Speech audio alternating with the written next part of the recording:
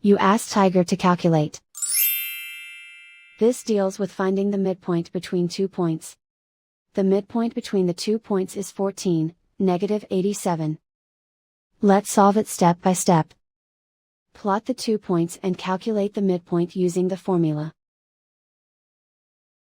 The coordinates of point 1 are, x1 equals -48, y1 equals -82. The coordinates of point 2 are, x2 equals 76, y2 equals -92.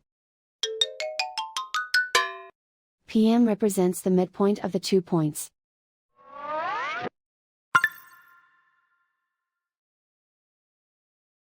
Use the x values in the midpoint formula to find the midpoints x.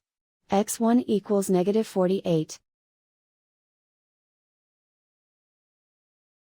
x2 equals 76. Simplify the arithmetic.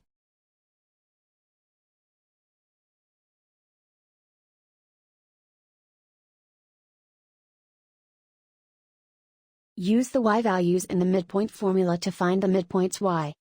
y1 equals -82. y2 equals -92. Simplify the arithmetic.